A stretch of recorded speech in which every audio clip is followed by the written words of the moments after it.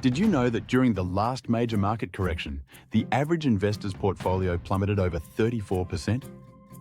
But here's the truly shocking part. A study by Dalbar Associates found that the average investor underperformed the S&P 500 by nearly 5% annually over a 20-year period, largely because of panicked, emotional decisions made at exactly the wrong time. It's not just about the market crashing, it's about our own psychology crashing our portfolios. Welcome back. If you're worried about a potential recession, a stock market crash, or just feeling that nagging uncertainty in your gut about your investments, you're not alone. But what if you had a clear, simple 3-step shutdown plan? Not to run for the hills, but to protect what you've built and aggressively position yourself for the recovery that always follows. Today, I'm giving you that exact plan. This is the 3-step shutdown plan to protect and position your portfolio for any market condition. Stick around, because this could be the most important 12 minutes for your financial future. The problem isn't that markets go down. They always have and they always will. The real problem is that most investors are completely reactive. They operate on fear and FOMO, fear of missing out on the way up, and then pure panic on the way down. They buy high when everyone is greedy, and they sell low when everyone is fearful. They become their own worst enemy. They don't have a system. They don't have a written plan for what to do when the headlines get scary and their brokerage statement is flashing red. And because of that, they lock in permanent losses and miss the eventual rebound. Your goal should not be to predict the top or the bottom. That's a fool's errand. Your goal is to have a strategic shutdown plan that moves you from defense to offense automatically. Let's break down the 3 steps. Step 1 of the shutdown plan is all about building your defensive bunker. This is your foundation. And it starts with a non-negotiable cash cushion. I'm not talking about your emergency fund for life's surprises. I'm talking about strategic dry powder held within your investment account. The rule of thumb? Enough to cover 12 to 24 months of your essential living expenses, held in a high-yield savings account or money market fund. Why? Because when everything is crashing, cash is king. It's not losing value relative to the market plunge, and it gives you the psychological security and the literal ammunition to not sell your assets ATA loss to cover your bills. It stops you from being a forced seller. During the 2008 crisis, those who had a cash cushion didn't have to liquidate their stocks at 50% discounts to pay their mortgage. They could wait. The second part of your defensive bunker is a flight to quality within your portfolio itself. This means rebalancing into non-cyclical, defensive sectors.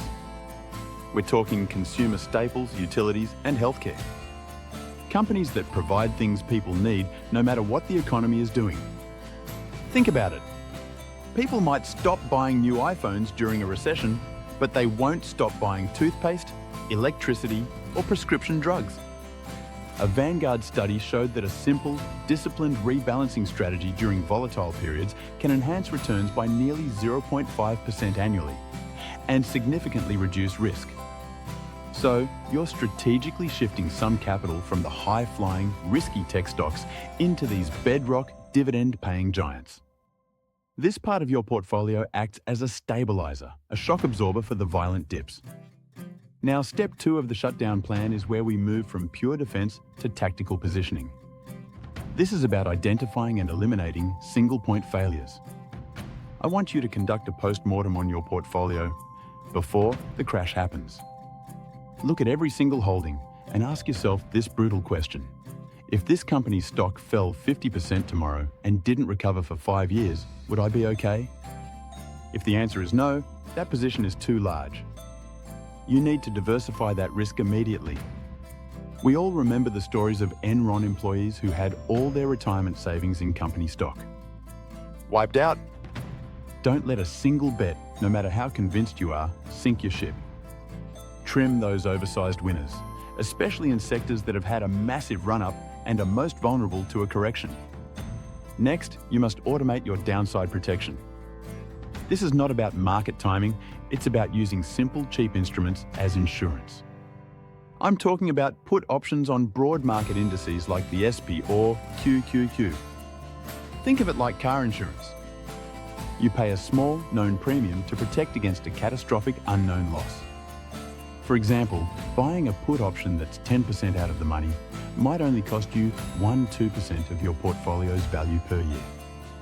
It's an insurance premium. If the market crashes 30%, your put option skyrockets in value, offsetting a huge portion of your losses and giving you the capital and the confidence to buy the dip.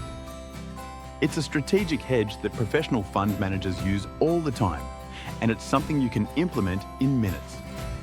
Finally, step 3, the offensive pivot. This is the most crucial, profit-producing part of the plan, and 90% of investors never get here because they're too shell-shocked from the crash. You've built your bunker, you've insured your portfolio, now you need a shopping list. You must have a pre-defined list of high-quality companies and ETFs that you'd love to own at a 20%, 30%, or even 40% discount. When the market is in a state of peak fear and the financial news is screaming about the end of the world, that is your signal to buy. It's counterintuitive, but it's how fortunes are made. Warren Buffett said it best: be fearful when others are greedy and greedy when others are fearful. But you can't do this if you're panicking. Your shopping list removes the emotion. To execute this offensive pivot, you use a strategy called dollar cost averaging with your dry powder. You don't go all in at once. You systematically deploy your cash over a period of 3 to 6 months. Let's say the market drops 25%. You start buying. If it drops another 10%, you buy more.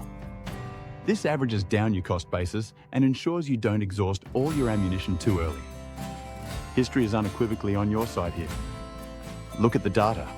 After every single major market crash, the Great Depression, the 2000 dot-com bubble, the 2008 financial crisis, the market has not only recovered, but gone on to reach new all-time highs. Those who had the plan and the courage to buy during the despair were rewarded beyond belief.